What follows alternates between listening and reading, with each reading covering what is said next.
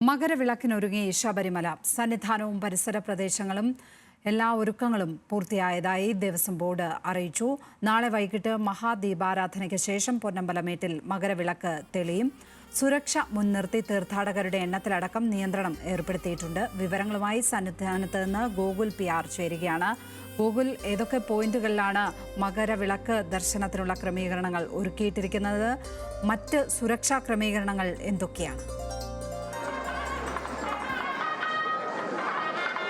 ലക്ഷ്മി, ഭക്തിയുടെ ഒരു പാരമ്യത്തിലേക്ക് സന്നിധാനവും പരിസര പ്രദേശങ്ങളും ഇതിനോടകം തന്നെ എത്തിക്കഴിഞ്ഞിരിക്കുന്നുവെന്ന് നമുക്ക് ഇവിടെ നിൽക്കുമ്പോൾ അനുഭവപ്പെടാനായിട്ട് സാധിക്കും. നാളെ ഏകദേശം ഈ സമയം പൊന്നമ്പലമേട്ടിൽ മകരവിളക്ക് ദർശിക്കാനായിട്ട് സാധിക്കും. മണ്ഡല മകരവിളക്ക് സീസണിൻ്റെ ഏറ്റവും സുപ്രധാനമായിട്ടുള്ള ആ ദിവസമാണ് നാളെ അണയാനായിട്ട് ഇരിക്കുന്നത്.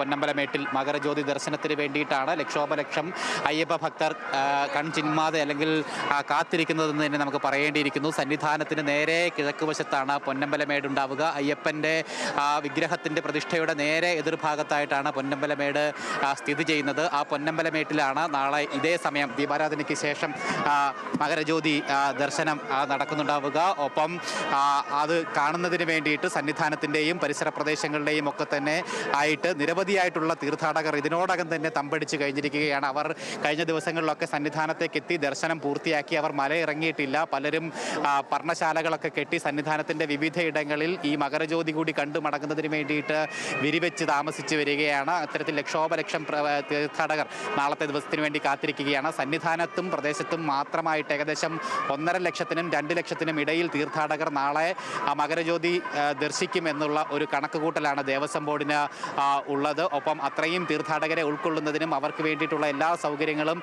സജ്ജമാക്കുന്നതിന് വേണ്ടിയിട്ടുള്ള ക്രമീകരണങ്ങളും പൂർത്തിയായിട്ടുള്ളതായിട്ട് ദേവസ്വം ബോർഡ് അറിയിക്കുകയും ചെയ്തിട്ടുണ്ട്. എന്തായാലും നാളെ ഈ സമയം മഹാദീപാരാധന നടക്കും. അയ്യപ്പന് തിരുവാഭരണം ചാർത്തിക്കൊണ്ടുള്ള മഹാദീപാരാധനയായിരിക്കും നാളെ നടക്കുന്നുണ്ടാവുക. അതിനുശേഷമാണ് 3 വട്ടം പൊന്നമ്പലമേട്ടിൽ ജ്യോതി തെളിയുന്നത്. അതേസമയം തന്നെ ആകാശത്ത് മകരസംക്രമ നക്ഷത്രവും ദൃശ്യമാകും. മകരജ്യോതിയും മകരസംക്രമ നക്ഷത്രവും ഒക്കെ തന്നെ കണ്ടു തൊഴുക എന്ന് പറയുന്നത് അയ്യപ്പ ഭക്തരെ സംബന്ധിച്ചിടത്തോളം അവർക്ക് വലിയ അനുഗ്രഹമായിട്ട് അവർ കരുതുന്ന ഒന്നാണ്. വർഷങ്ങളായിട്ട് ഈ മകരസംക്രമം ദിവസം സന്നിധാനത്തേക്ക് എത്തിക്കൊണ്ട് ഈ ചടങ്ങുകളിൽ ഭാഗമാകുന്ന നിരവധി തീർത്ഥാടകർ ഉണ്ട്. എന്തായാലും ഈ വർഷവും പതിവ് തെറ്റാതെ തന്നെ ലക്ഷോപലക്ഷം തീർത്ഥാടകർ ഇത്തരത്തിൽ മകരജ്യോതി ദർശനം കണ്ട് തൊഴുത് മടങ്ങുന്നതിന് വേണ്ടിയിട്ട് സന്നിധാനത്തേക്ക് എത്തിച്ചേർന്നുകൊണ്ടേ ഇരിക്കുകയാണ്. ഒപ്പം സന്നിധാനത്ത് മാത്രമല്ല മറ്റ് പല വ്യൂ പോയിന്റുകളുമുണ്ട്. പുല്ലുമേട് അടക്കമുള്ള സ്ഥലങ്ങളിൽ ഈ മകരജ്യോതി ദർശനം കാണാനായിട്ട് സാധിക്കും. അവിടങ്ങളിലുമൊക്കെ തീർത്ഥാടകർ ഇതിനോടകം തന്നെ തമ്പടിച്ച് കഴിയുകയും ചെയ്തിട്ടുണ്ട്. ഒപ്പം ഇത്രയും തീർത്ഥാടകർ ഒത്തുകൂടുന്നത് കൊണ്ട് തന്നെ സുരക്ഷയുടെ കാര്യത്തിൽ വലിയ ക്രമീകരണങ്ങളാണ് ഒരുക്കിയിരിക്കുന്നത്. പോലീസിൻ്റെയും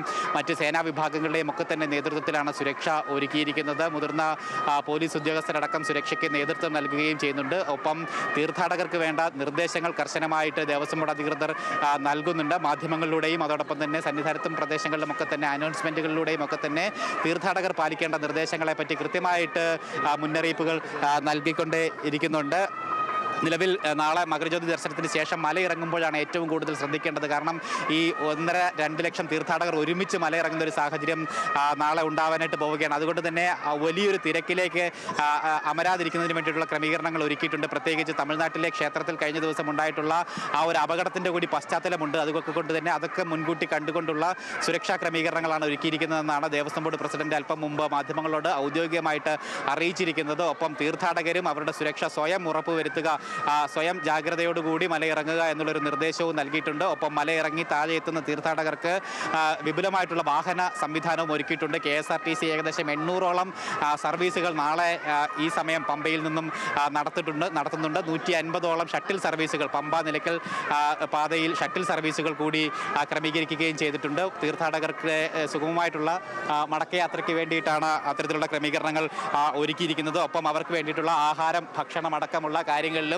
വിപുലമായിട്ടുള്ള ക്രമീകരണങ്ങൾ ദേവസ്വം ബോർഡ് ഒരുക്കുകയും ചെയ്തിട്ടുണ്ട്. ഒപ്പം തിരുവാഭരണ ഘോഷയാത്രയാണ് ഇപ്പോൾ കഴിഞ്ഞ ദിവസം പന്തളം വലിയോയ്ക്കൽ കൊട്ടാരത്തിൽ നിന്നും പുറപ്പെട്ട തിരുവാഭരണ ഘോഷയാത്ര ഇന്നിപ്പോൾ അവരുടെ യാത്ര പുരോഗമിച്ചുകൊണ്ടിരിക്കുകയാണ്. നാളെ ഉച്ചയോടുകൂടി സന്നിധാനത്തേക്ക് അല്ലെങ്കിൽ ശബരിമലയുടെ പ്രാന്തപ്രദേശങ്ങളിലേക്ക് തിരുവാഭരണ ഘോഷയാത്ര എത്തിച്ചേരും. നാളെ വൈകിട്ട് 5:30 ശരംകുത്തിയിൽ വെച്ച് ഔദ്യോഗികമായിട്ട് ആചാരപൂർവ്വമായിട്ടുള്ള സ്വീകരണം തിരുവാഭരണ ഘോഷയാത്രയ്ക്ക് ദേവസ്വം ബോർഡ് നൽകും. തന്ത്രിയുടെ പ്രത്യേക അനുജ്ഞ വാങ്ങിയിട്ടുള്ള സംഘം 18-ാം പടി ഇറങ്ങി ശരംകുത്തിയിൽ ഗോപുരത്തിലെത്തി. അവിടെ വെച്ചിട്ടാണ് തിരുവാഭരണ പേടകങ്ങൾക്ക് ഔദ്യോഗികമായിട്ട് ആചാരപരമായിട്ടുള്ള സ്വീകരണം നൽകുക. തുടർന്ന് അവിടുന്ന് വാദ്യമേള ഘോഷങ്ങളുടെ അകമ്പടിയോട് കൂടിയിട്ടാണ് തിരുവാഭരണ ഘോഷയാത്ര സന്നിധാനത്തേക്ക് കടന്നു വരിക. 18-ാം പടിക്ക് മുകളിൽ ദേവസ്വം ബോർഡ് പ്രസിഡന്റും ദേവസ്വം മന്ത്രി അടക്കമുള്ള ഔദ്യോഗിക വൃന്ദങ്ങൾ അത് സ്വീകരിച്ച് ക്ഷേത്രത്തിനുള്ളിലേക്ക് കൊണ്ടുപോകും. തുടർന്ന് അയ്യപ്പന് തിരുവാഭരണങ്ങൾ ചാർത്തിയാണ് നാളത്തെ മഹാദീപാരാധന. അതിനുശേഷമാണ് ഭക്തലക്ഷങ്ങൾ കാത്തിരിക്കുന്ന മകരജ്യോതി ദർശനവും നാളെ നടക്കുന്നുണ്ടാവുക. ലക്ഷ്മി, നാളെയാണ് മകരവിളക്ക്. അതിനുള്ള എല്ലാ ക്രമീകരണങ്ങളും പൂർത്തിയായതായി